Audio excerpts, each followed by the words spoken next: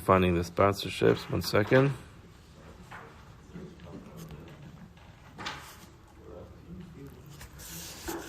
We begin by thanking our sponsors of the daf. We thank those who sponsored all the shiurim for the month. We thank Dr. Steve and Dr. Teri Czinn for sponsoring all the shiurim in loving memory of Steve's father, Albert Czinn Bunim Tzvi ben Chaim, on his 18th Yahrzeit. We also thank Leah Sol for sponsoring all the shiurim of the month as a zechus for refuah sheleimah for her daughter Ilana bas Esther, and for all the wounded in Eretz Yisroel. May all of our soldiers be safe. Amen. We also thank Yonason Rachel Wolff for sponsoring all the shiurim as a zechus for refuah sheleimah and lasting refuah for Refuel Yitzchak Baruch and Esther. We also thank Jerry and Sora Wolasky for sponsoring all the shiurim as a zechus for refuah sheleimah for Zecharya Dov and Perel Shira. And we thank Ed and Iris Miller for sponsoring all the shiurim for the month in the zechus for the holy soldiers of the IDF and in the merit of our brothers and sisters in Eretz Yisroel. In the zechus of our TALMUD TORAH this morning, all those who need a refuah should have refuah, all those neshamas should have an aliyah, and all those who are being mispal should have the Yeshua b'mheira b'karov. Today's daf is Kiddushin daf Ayin Ches, Kiddushin 78. We are coming close to the end of the Masechta and to the end of the Seder, which is a very exciting milestone. We are going to start daf Ayin Ches and Aleph from the second line. The Gemara says as follows: Amar Yehuda. Yehuda teaches us Kohen Gadol ve'almana lo kashtayim. Everybody knows that a Kohen Gadol has a prohibition against who he's allowed to marry, and his prohibitions exceed those of a typical Kohen, and therefore a Kohen Gadol is not allowed to marry an almana. He can't marry a widow. If he does marry a widow, then halacha is he gets 2 separate pairs of malchus. He gets lashes twice. Achas b'shum lo yikach. One, because he violated the mitzvah of lo yikach. He violated the mitzvah of lo yikach because it says, almana ugrusha v'chalala zona lo yikach. So there's a violation of lo yikach. As well, the achas mishum lo yichalel. Another one because he was michalel her. When he marries the almana, he causes her a problem because she now becomes mechala. She becomes defiled because of the fact that she was involved in an illegitimate marriage. Because again, she's an almana, she's not allowed to be married to a Kohen Gadol. Therefore, she becomes defiled through this marriage, and under those circumstances, he gets malchus. So he gets malchus once for violation of lo yikach, another one for the violation of lo yichalo. Okay, Mashi? The Gemara says, okay, that all makes sense. V'lukinam mishum lo yichalo zaro. So, okay, all this is related to him. So he violated lo yikach because he married a woman he shouldn't have married. He violated the isser of lo yichalel because he defiled her. How about the fact that he engages in a relationship with her which can produce a child, and that child becomes a chalal? So maybe he should get a 3rd pair of malchus because of the lilkinam mishum lo yichalel zaro, because he is potentially going to create a child that's going to be a chalal. So that's another isser. Let him get 3 sets of lashes. Where it says, it is referring to a case where he was intimate with her, but he did not finish the intimacy with her. Now the halacha is, with regard to a marriage, just the beginning of an intimate action is enough to complete the marriage. But in order for it to be considered a bia with regard to creating a child or the potential to create a child, a person cannot create a child unless the act of the bia is completed. In this case, it's talking about that he did not complete the act of bia. The implication of the Gemara is that if he would have completed the bia, if it would be a complete bia with hitzas zera, under those circumstances, indeed he would get 3 sets of malchus. So if he had a complete bia, he would get malchus, number 1 for violation of lo yikach, number 2 for defiling her, number 3 for the potential that he'll create a child that will become a chalal. Again, the implication of this Gemara is that even if we don't know that she became pregnant through this interaction, or that she may not have become pregnant, but the mere fact that she can become pregnant through this interaction is enough for him to be chayiv malchus. The reason why I'm saying that is because anytime we're not just talking about violating an isser, we're talking about giving him malchus. Malchus is an action through a beis din, and something like that can't take place unless there's going to be a hasra, a proper warning. If we need to have different variables involved in the warning, that would be considered a hasra suffix.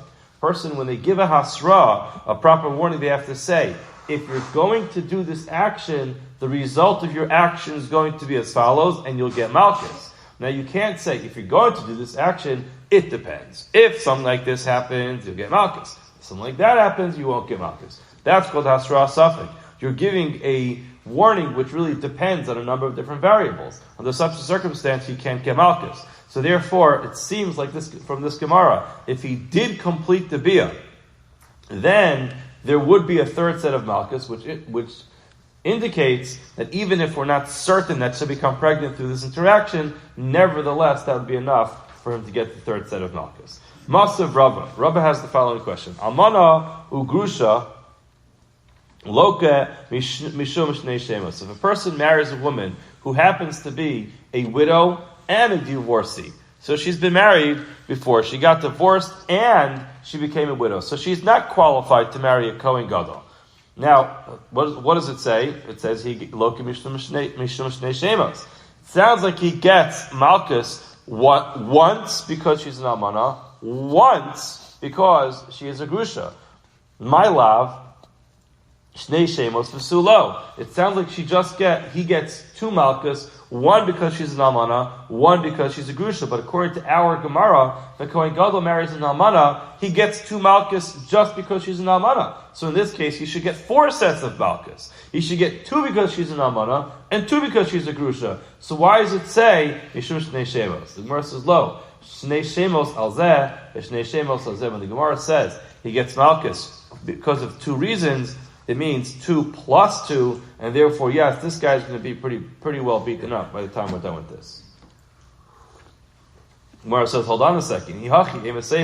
If that's the case, he gets 4 sets of malchus when he marries a woman who is an almana and a grusha. Let's learn the end of that brisa. It says over there that she's a grusha v'chalutza. If she had chalitza, that means that her husband died before she had any children. She fell to yibum and instead she did chalitza. So she got herself out of marrying her brother-in-law by doing chalitza, and then she got divorced. It says over there, the Mishnah over there ends off by saying he only gets malchus once for marrying this one. Hold on a second.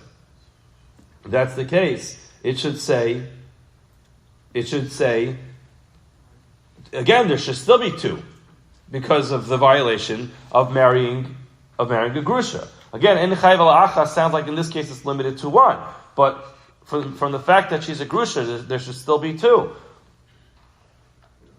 The Gemara says, Hachi ka'amar en chayv ela al achas. He's only chayiv for the violation of marrying one of these people. In other words, she's a grusha and a chalutza. What the end of the Mishnah is telling us is that there's no issue midoraisa of marrying a chalutza. And therefore, the 2 sets of malchus that he's going to get is only going to be because he marries a grusha, not because of the fact that she is a chalutza. In other words, but he still will get 2 sets of malchus. One because of lokide, because of lo yikach, and the other one because of lo yichalo. And indeed, there would be 2 sets of malchus. And the chiddush at the end of that Mishnah is that there's no malchus for marrying a chalutza, because that is midrabanan. The Gemara says, hold on a second.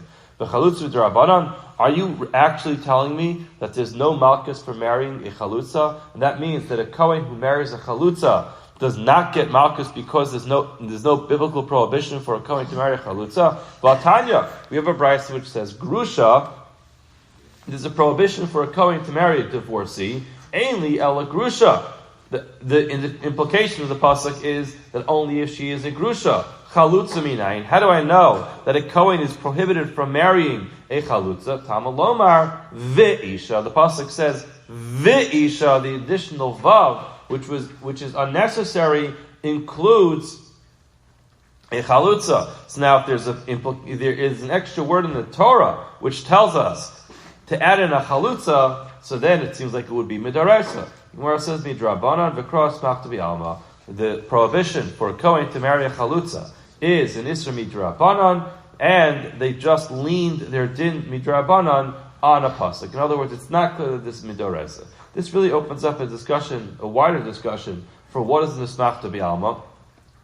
And There's a very famous Ritva on the Zechus Rosh Hashanah, where the Ritva says that whenever we find this concept that something is midrabanan, v'kros machta bi'alma, what that really means is that the Torah gave Chazal certain halachos and said it only becomes nis midaraisa once Chazal reveal it to us.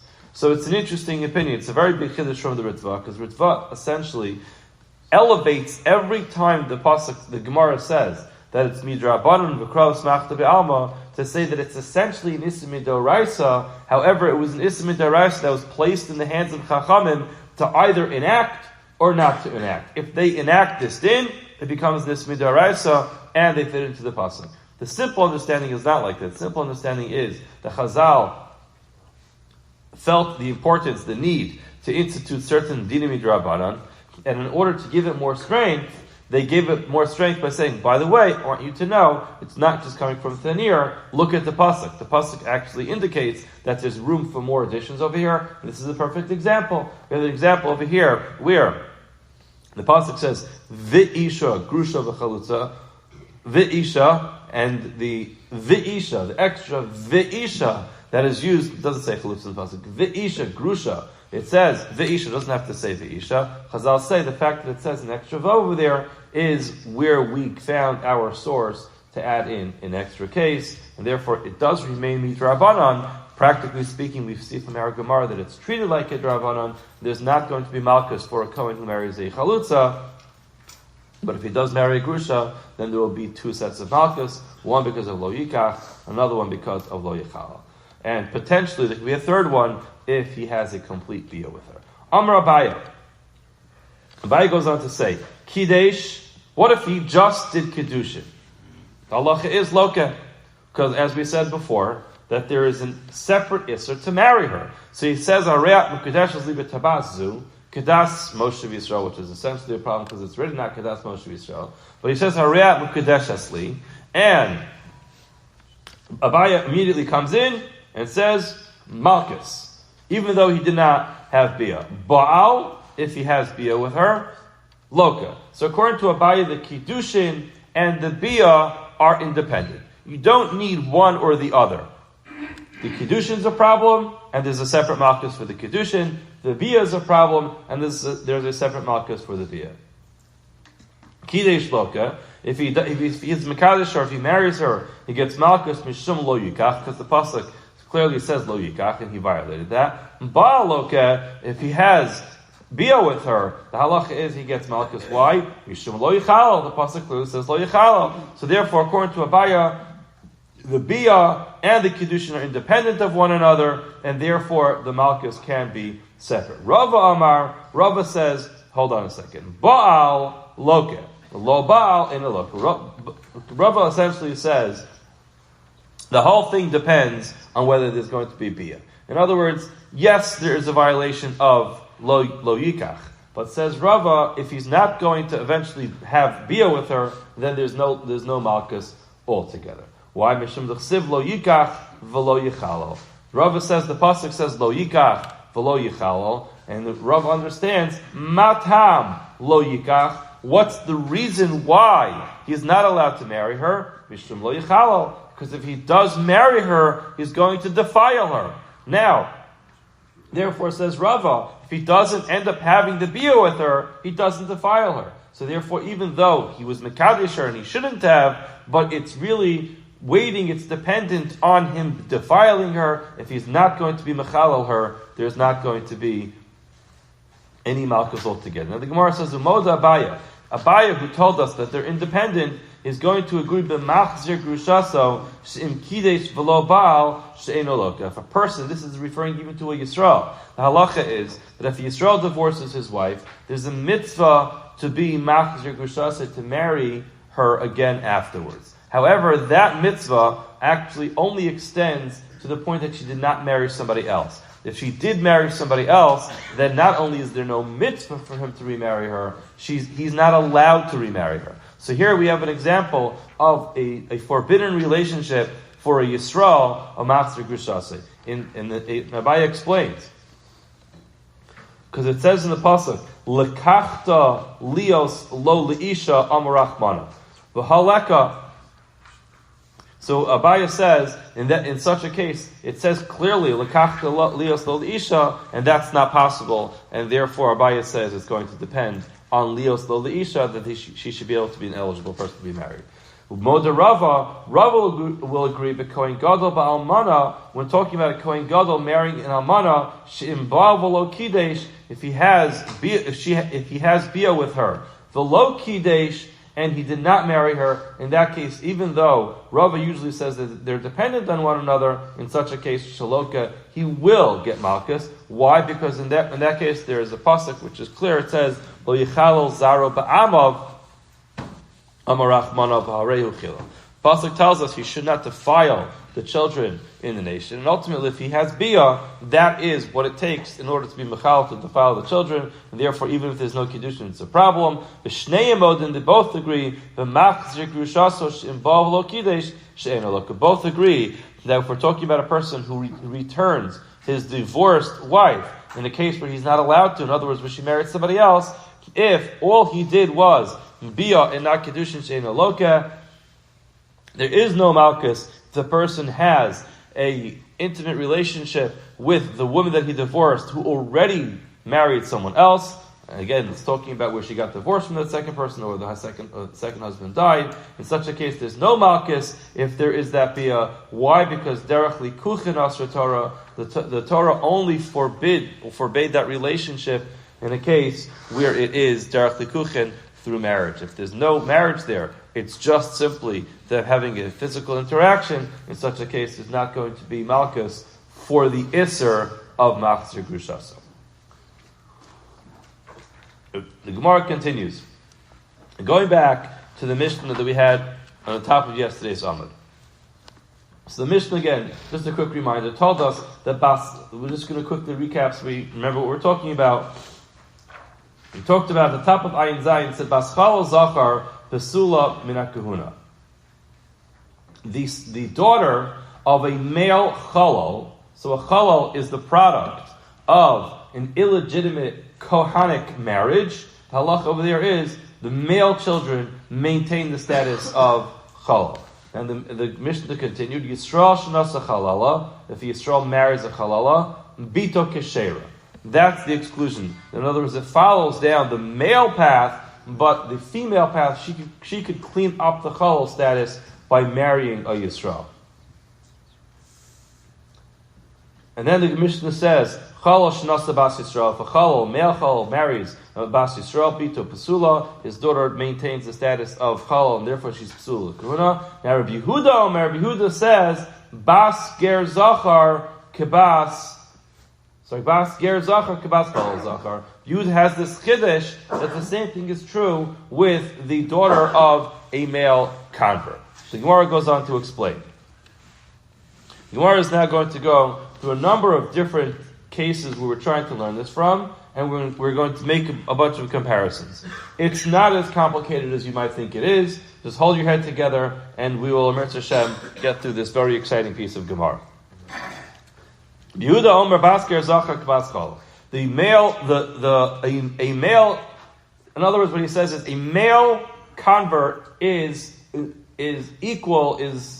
pretty much similar to a male chalal, and therefore the daughter will maintain that status. Tanya, Rabbi Yehuda Omer, Basker Zachar Kebas Chalal Zachar, the daughter of a male ger is the same thing as a male Zachar. Yonason explains this is just something which is a logical inference. It's a kavachomer we can understand just by learning other halachas. Ma chalal, if you look at a chalal, shabami tipa keshera, a chalal came from a tipa keshera. In other words, the relationship was from someone who was kosher, from a kohen, and still the halacha is bito pesula. His child is going to be problematic. Ger sheba mitipa pesula, a ger whose parents were not Jewish, enodim shebito pesula would make sense. Again, the chalal came from a regular kohen marriage. His father was a kosher kohen, and still his child maintains the status of a chalal. So wouldn't you say, obviously, that if a child comes from a tipa psula, in other words, from a non-Jewish tipa, then the child will be pasul. Didn't shebita psula? Gemara says, hold on a second. You're missing a very important point. Malachalal sheken yitziraso ba'avera. A chalal, the creation, the conception of that child, happened through a marriage which was prohibited. That marriage wasn't allowed to take place. But in this case, we're talking about two non-Jews getting married and having a child. There's nothing wrong with that. There's no avera for two non-Jews to get married. So it's true that we might be referring to a tipa psula, which means that the parents weren't Jewish, but they didn't do anything wrong by getting married. That's what they're supposed to do. The Gemara says, Kohen Gadol ba'amani yochiach. Well, look at a Kohen Gadol and Amana. She'ein yitzirasa ba'avera.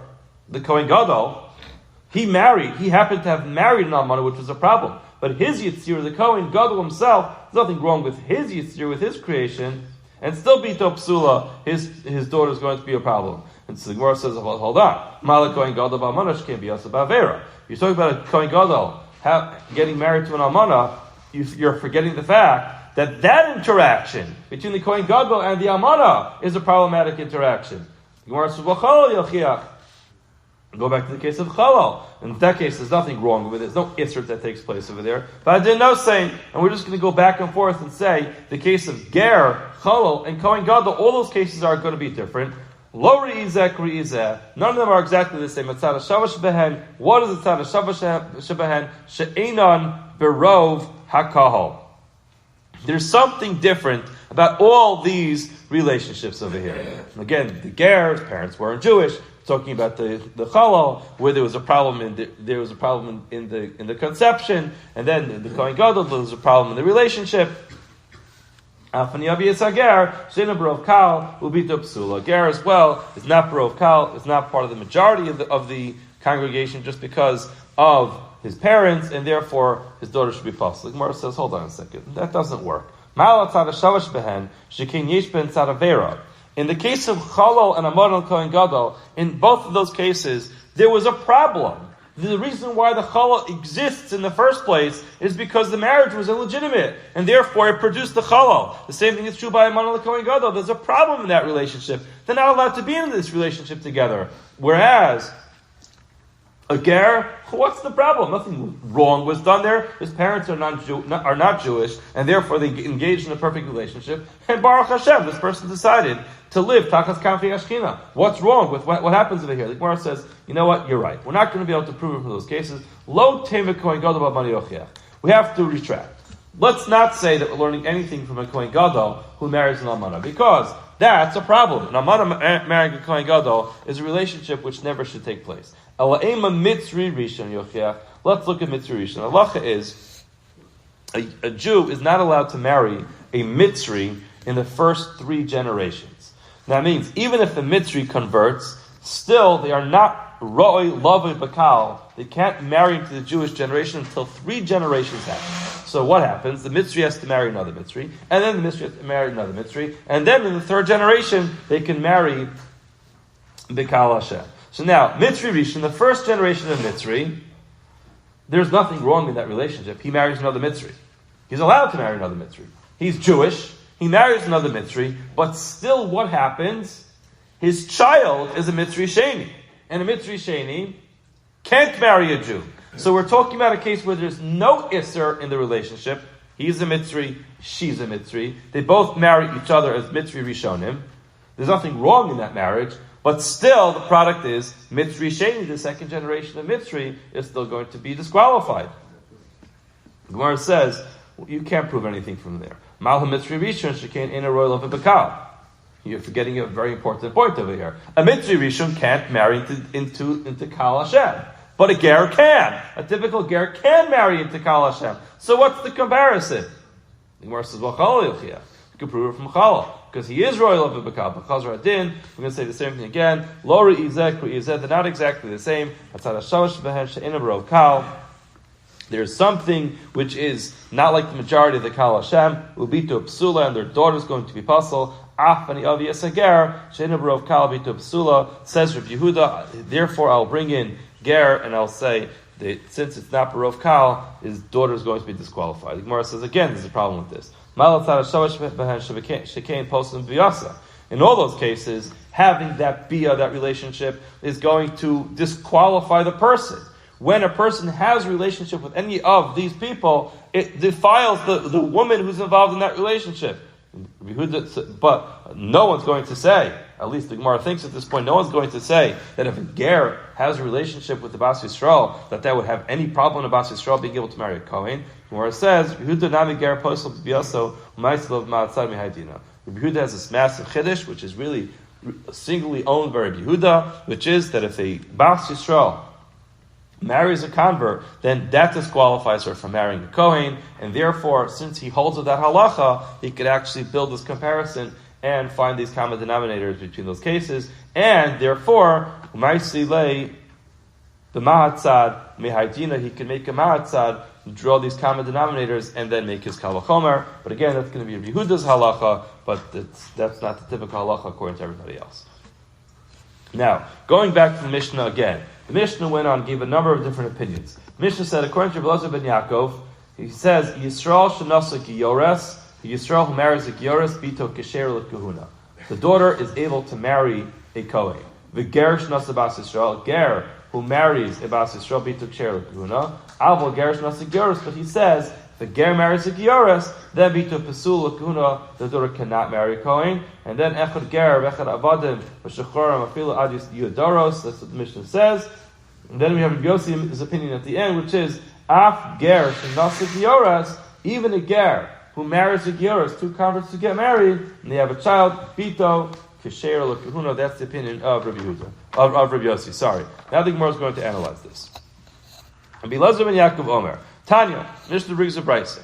Shimon ben Yochai Omer, Shimon ben Yochai says, giyores pichusa mibas shalosh shanim v'yom echad kesher l'kahuna. This is the biggest kiddush out of everybody. According to Shimon ben Yochai, a giyores, in other words, a girl who was born not Jewish, and she converted under the age of 3 years old in one day, she herself is kosher to kahuna.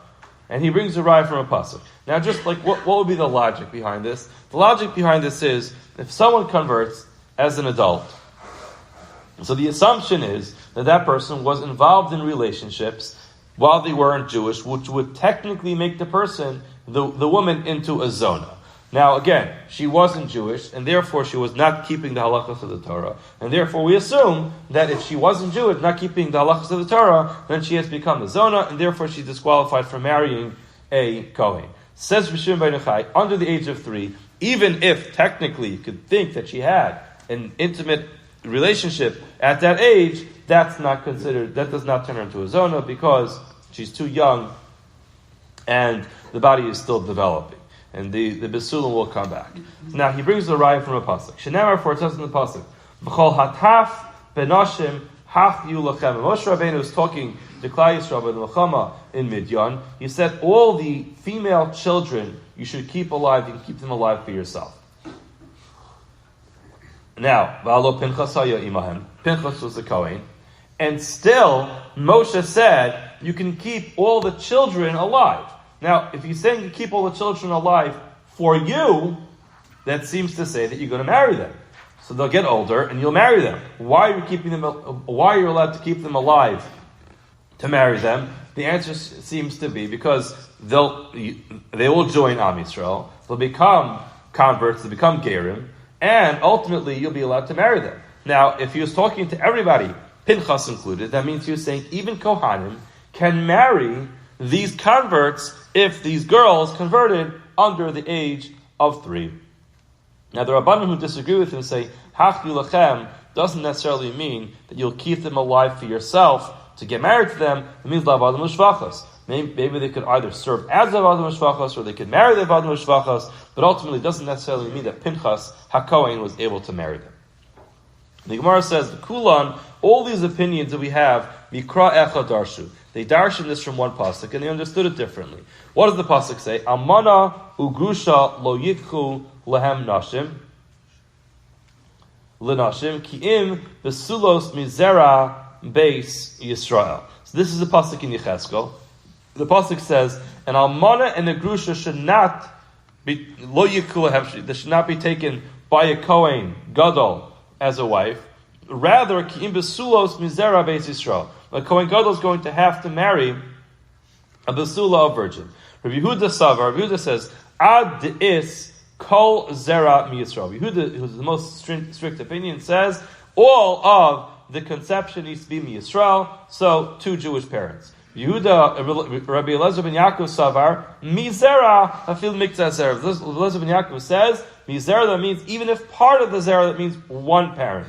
Yossi Savar, Misha Nizra'u Bi Yisrael. Yossi says, doesn't have to be that the parents were always Jewish. It just means Shenizru Bi Yisrael, which means that this child was conceived when both parents were Jewish. So therefore, if both parents, even if both parents are converts, but now they're Jewish, and therefore there's no problem. Shimon ben Yochai Savar, Misha Nizru Bisul Leha Bi Yisrael.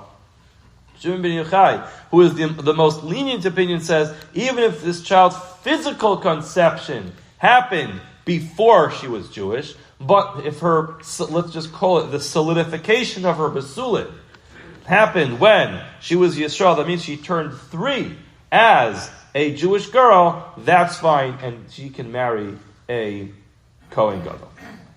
Now that we darshan this pasuk, the Gemara is going to try to understand something in the pasuk. Amalei Rav Nachman Rava. Turn to the top of Ayin Chesam Beis. Hai Kra, this pasuk that we darshan, Reisha Bekohen Gadol, the Seifa Bekohen Hedyet. There's a problem with this pasuk. The first half seems to be talking about a Kohen Gadol, and then it switches. What does he mean? Because if you read the pasuk says, Va'almana ugrusha lo yikhu lahem nashim. Almana and grusha, if you can include the word almana, that by definition is referring to a Kohen Gadol. Because there's no prohibition for a regular Kohen Hedyet to marry an almana. It's only a Kohen Gadol. So clearly the pasuk is referring to a Kohen Gadol. If you keep on reading the pasuk, it says, "Ki im besulos mizera beis Yisrael, v'almana shartia almana mi kohen yikachu." The end of the pasuk says, "V'almana ashartia almana mi kohen yikachu," and a woman who is a widow from a kohen can marry a kohen. So hold on. The beginning says you can't marry an almana. The second half of the pasuk says you can marry an almana. What's going on here? So now it makes sense because the beginning must be talking about a Kohen Gadol. A Kohen Gadol cannot marry an almana. The latter half of the pasuk must be referring to a Kohen Hedyet who is allowed to marry an almana. But the interesting thing the Gemara just points out is that Hai Kra Reisha B'Kohen Gadol and says that B'Kohen Hedyet. It just switches in the middle of the pasuk without giving any warning that we're switching who we're talking about. Amar Lei, so you said back to him, Rava said, yeah, that's okay. This sometimes happens, that a pasuk can switch topics in the middle without giving us prior warning. Gemara says, the Kasav Krahachi, do you actually have psukim that are written like this, where the pasuk just switches in the middle and doesn't give any prior warning? Amar Lei, he said back to him, yes. We do have such psukim. The Chsiv, we'll give you an example. The pasuk says, "The ner Elokim terem yichba." The ner Elokim, the fire of Hashem terem yichba, will not go out. And it says, "V'shmuel shochev beheichal Hashem," and Shmuel will lie beheichal Hashem. Now, v'halo ein yeshiva ba'azara. So 1 second. The pasuk is talking about the ner Elokim, that it won't go out in the azara. And it says Shmuel shochev beheichal Hashem, and Shmuel's going to be laying down or sitting or resting in the heichal Hashem. Now, if it's both referring to being in the Azara, then Shmuel's not allowed to be laying there. The only person who's allowed to lay there, Elo Malchei Beis David Bilvad. Shmuel's not part of the Malucha of Beis David. So therefore, it can't be that the Ner the pasuk was talking about and Shmuel being shochev are in the same place. Ella Ner Elokim Terem Yichba Beheichal Hashem. The Ner Elokim is referring to in the Heichal Hashem. V'Shmuel Shochev, where was he? B'Komo, in his place. He was maintaining his place where he was. The pasuk changes its tune in the middle. Now going back to this pasuk, V'Halmana Shartia Almana Mikohen Yikachu. Let's just go back. What did the pasuk in the Kaskil say? An almana, a widow who will be an almana, will be a widow from a Kohen Yikachu, can marry another Kohen. The Gemara says, hold on, something's wrong here. Mi Kohen in, Mi Yisrael lo. A Kohen's only allowed to marry a widow if her husband that died was a Kohen. Never found that out before. Where did we hear this idea that a Kohen's allowed to marry a widow only if her husband was a Kohen? The Gemara says, Hachi Kamar. Mi kohen yikachu, which means mishar kohanim yikchu, which, in other words, it's not referring to the person who died. It means the shar kohanim, all other kohanim, other than kohen gadol, are allowed to marry a widow. Tanina mihachi, we have a brayso which states similarly, mi kohen yikachu. When the pasuk says mi kohen yikachu, it doesn't mean that her husband was a kohen. Rather, mishar kohanim yikchu, that all the rest of kohanim are allowed to marry her as long as they're not the kohen gadol. Yehuda says mina masim l'kohen yikachu. Again, Yehuda puts out this opinion, which is again his strict opinion, that if her initial husband was somebody who was able to be married to a kohen, then yes, now the kohen can marry her. Yehuda follows his reasoning. The Amr bas ger zachar k'bas chalal zachar. He says the daughter of a male ger is like the daughter of a male chalal. Kol sh'ata nosei bito. Anybody who you're allowed to marry his daughter, ata nosei almanuso. You're allowed to marry his widow. V'chol she'iyata nosei bito. Anybody whose daughter you're not allowed to marry, I ata nosei almanaso. Can't marry his almana. And yes, according to Yehuda, what this means is, if this woman was initially married to somebody who is not allowed to be married to a kohen, then she becomes defiled, and she cannot marry a kohen as an almana because of her initial relationship. We learned at the end of the Mishnah that Rabbi Yossi takes the most lenient opinion in our Mishnah, which is Yossi Yomer Af Ger Sh'nasa Gioras, even a ger, convert who marries a Gioras, halacha is a child allowed to marry a kohen. As the Mishnah said very clearly, Af ger sh'nasa gioras bito. One second. At the end, Yossi Omer Af ger sh'nasa gioras bito kesher lekahuna. That daughter is going to be permissible to marry a kohen. Gemara says, Amar Rav Hamnuna Mishmei De'ula. Rav Hamnuna stated clearly in the name of Ula halacha Rabbi Yossi. The halacha is like Rabbi Yossi, and therefore the halacha would be a convert who marries a convert and they have a daughter, their child is permissible to a kohen. The kohen can marry her. Rabbi Bar Chana said the same thing. The halacha is like Rabbi Yossi, and that child is allowed to marry a kohen. Now the Gemara actually just reports, Umiyom Shechar Beis HaMikdash, from the day that the Beis HaMikdash was destroyed, Nagu Kohanim Silsul V'Atzman, Kohanim elevated themselves, and therefore they did not marry the child of a convert. Rabbi Elazar ben Yaakov, just like Elazar ben Yaakov, Amar Nachman, Amar Lihuna, Bal Imla, they paskin like Elazar ben Yaakov, and they don't marry the child of a convert unless one of the parents were born Jewish. Amar of Nachman says, Amar Lihuna. Huna told me the following. This is how to deal with the situation. Limblach, if they come to ask the question, Morim lo Rabbi Elazar ben Yaakov, we paskin like Rabbi Elazar ben Yaakov. Nasa ein motzian osa mimenu Rabbi Yossi. In other words, the strict halacha is like Rabbi Yossi, and therefore, if a person decided to get married, the kohen decided to marry the child of a convert, of two converts, we don't get involved, and that's fine. But if they come to ask, we say you should just know the minig of the kohanim, they have accepted upon themselves this minig not to marry such a child. The Mishnah continues. Ha'omer b'ni ze mamzer. A person says, this son of mine, he is a mamzer. Now what the halacha is, eino ne'eman. He doesn't have the ne'emanis. He's not, we don't give him the ability to be able to make such a statement about his own child. Why? Because he's saying edus over here. And he's related. So therefore, his edus doesn't work. Rashi says that clearly, eino ne'eman. Why dekaru hu etzlo? He is a relative of this child. Ve'enu kasher lahayid alav. He can't say any edus on this person. Even if both the husband and the wife both say, we're letting you know this child that this woman is pregnant with, so both the husband and the wife say this child that is being carried right now is a mamzer because it is the product of a relationship, a forbidden relationship outside of the marriage.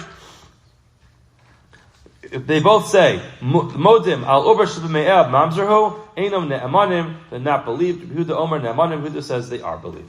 So if both a husband and a wife come to Beis Din and say Mazel Tov, there is a pregnancy over here, and they say, but we're letting you know, this pregnancy did not happen between husband and wife, rather, she stepped out of the marriage and she became pregnant with another person. According to the first opinion, we say, thank you very much, we don't believe you, and according to Yehuda, we will believe them. Gemara says, hold on a second. What's the additional point that even if both of them say it? In other words, if he's not believed and she's not believed, so then it's really 0 plus 0 equals 0. Why is there an extra Kiddush in saying that even if both of them say that this child is a mamzer, they're both related to the child, and therefore if he's not if he's not believed, she's not believed. So what's the addition? What is the additional Kiddush in the fact that two people who are not believed will still not be believed? Gemara says, Lomi by Kamar. It's really just giving us additional information that we didn't need. Lomi by, I don't even need to tell you, Ihu delay kimle, he is not believed because he doesn't know what happened. Again, he's reporting and saying that this child is not from me. But he wasn't there to know what happened. He can't tell you how she became pregnant. Afilu ihi, even her dekimla, she should have some element of trustworthiness in this case because she knows what happened. Still, lo menhemno, she is not believed. V'lo by, and we also don't need to tell you hechad de isla lecheskas kashrus. When the child was already born, every single yid is born with a cheskas kashrus. We assume that everybody is a kosher child. And still, if the child was born that way, a father can't say, hey, this child, who otherwise would have assumed is a kosher child, is a mamzer. The lo mehemni is not believed to say that. Elafilu, uber, a fetus, was not born yet. If you're not born yet, you can't have a cheskas kashrus. The less lechazaka, the kashrus lo mehemni. In other words, the point is to bring out these two points. Number one, you might think she's more trustworthy because she's the one who had the relationship, and therefore she should be able to tell you who the father of the child is and whether this child is a mamzer. Still, we don't believe her because she's not ne'emenes to ruin the child's life. And the second chiddush is that you might think that the only time they're not believed is when the child was born already with a cheskas kashrus, and that's why they're not believed. The Mishnah is teaching you that no, even if the child is not born yet, and it's just, in other words, you would think that if the child is not born, in that case, it would be believed because he has no cheskas kashrus. The chiddush of the Mishnah is they're still not believed, despite the fact that the child has no cheskas kashrus because he wasn't born. Yehuda Omer Nemanim. Yehuda says they are believed. Kiddushin.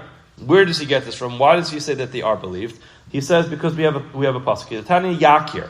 The pasuk tells you when it comes to the dinim of Yerusha, Kies habachar ben hasnua Yakir. The father can recognize who the bachar is. The Gemara says Yakirenu lacherim. Vidarshan Yakir means he can make him recognizable to others. Nikana Rabbi Yehuda says from here we learn Neman Adam Lomar Zebni Bachar. A person is believed to say that this is my Bachar. Why is that relevant? Because the Bachar gets more money. He gets a double share. Ukeshem, he goes on to say Ukeshem Neman Adam Lomar Zebni Bachar. Just like a person has the Ne'emanas, he is believed. He is able to make a statement that this is my oldest child. He can say that this child was born through an illegitimate relationship. Chacham disagree and say, Eino Neman, he is not believed. Amalei Rav Nachman bar Yitzchak l'Rabba. Hold on a second. Rav Nachman bar Yitzchak says to Rabba, Bishlam l'Rabbi Yehuda hainu d'chsev Yakir. We understand why, according to Rabbi Yehuda, it says the word Yakir. El Rabbanan, Yakir Lamali. What do you need Yakir for? Gemara says, B'tzarech hekera. It's a case where we need to have some type of heker. So what's it relevant for? Like we pointed out before, Lasis lo pishnayim, to give this child a double inheritance. Gemara says, Pshita. Why do you need to have ne'emanos to give a kid a second share of inheritance? Lamali kra. What do you need a pasuk for? Migudi bay meishalev matana milo yavle. Milo Yavle. In other words, we're talking about his money. So if the father should be ne'eman to say, listen, you don't want to believe me that he gets a double inheritance? I'll give him the gift right now. It's my money. The Gemara says, we're talking about we're talking about possessions that came after the father already made the statement that he's his oldest child. Gemara says, all right, that's essentially dvarim shelo b'ol olam. So we understand why you need to have a pasuk. But according to Rabbi Rameir, the Amar Adam Makta Davar shelo b'ol olam, person could say, this is my oldest child, and therefore everything that I will ever own will be subject to a double inheritance for him. Yakir Lamali, why do you need to have the pasuk of Yakir? In other words, why does the pasuk need to give you a special ability to recognize the eldest child? Goses is talking about when these nechasim came into his possession while he was a goses, and there's a number of different understandings as what the problem over there is, but the simple understanding is, in Rabbi Meir, according to Rabbi Meir, even if you could go ahead and be maktam davar shelo b'ol olam, that's not going to be true when he's a goses, because we're talking about a person who's going to die soon, and therefore things that are going to come in the future will come after he dies. We'll stop here. Have a wonderful day.